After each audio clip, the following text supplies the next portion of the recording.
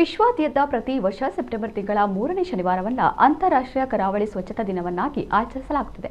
ಈ ಹಿನ್ನೆಲೆಯಲ್ಲಿ ಉಡುಪಿ ಜಿಲ್ಲಾಡಳಿತ, ಜಿಲ್ಲಾ ಪಂಚಾಯತ್, ಪ್ರವಾಸೋದ್ಯಮ ಇಲಾಖೆ, ಮಾಹೆ ವಿಶ್ವವಿದ್ಯಾಲಯ, ಕೆನರಾ ಬ್ಯಾಂಕ್, ಕರಾವಳಿ ಕಾವಲು ಪಡೆ, ಮಾಲಿನ್ಯ ಮಂಡಳಿ ಹಾಗೂ ಇನ್ನಿತರ ಸ್ಥಳೀಯ ಸಂಘ ಸಂಸ್ಥೆಗಳ ಸಹಯೋಗದೊಂದಿಗೆ ಉಡುಪಿ ಕರಾವಳಿಯ ಪ್ರಮುಖ ಸಮುದ್ರ ತೀರ ಪ್ರದೇಶಗಳಾದ Malpe beach, Kapu blue flag beach, delta, Kodi, Trasi ಬರವಂತೆ, ಬೈಂದೂರಿನ ಸೋಮೇಶ್ವರ ಮುಂತಾದ ಕಡಲ ಕಿನಾರೆಯಲ್ಲಿ ಏಕಕಾಲದಲ್ಲಿ ಸ್ವಚ್ಛತಾ ಕಾರ್ಯಕ್ರಮವನ್ನು ಹಮ್ಮಿಕೊಳ್ಳಲಾಗಿತ್ತು.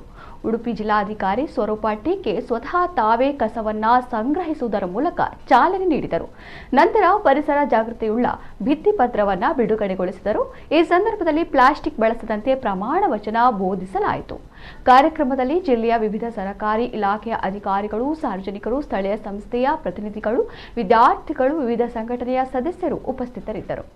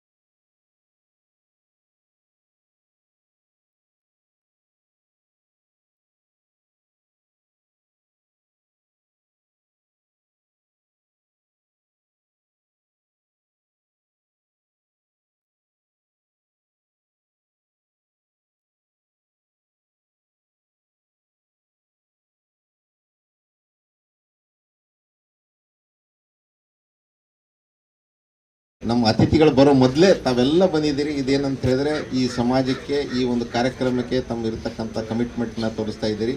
ಮತ್ತು ಇವತ್ತು ನಾವು ಮಾಡ್ತಾ ಇರ್ತಕ್ಕಂಥ ಕಾರ್ಯಕ್ರಮ ಸ್ವಚ್ಛವಾಗಿರ್ತಕ್ಕಂಥದ್ದು, ನಮ್ಮ ಪರಿಸರವನ್ನು ಸ್ವಚ್ಛವಾಗಿರ್ತಕ್ಕಂಥದ್ದು, ಈ ಸ್ವಚ್ಛತೆಯಿಂದ ಆರೋಗ್ಯಕರವಾಗಿರ್ತಕ್ಕಂಥ ಸಮಾಜವನ್ನು ನಿರ್ಮಾಣ ಮಾಡ್ತಕ್ಕಂಥದ್ದು ನಿಮ್ಮೆಲ್ಲರ ಹೊಣೆ.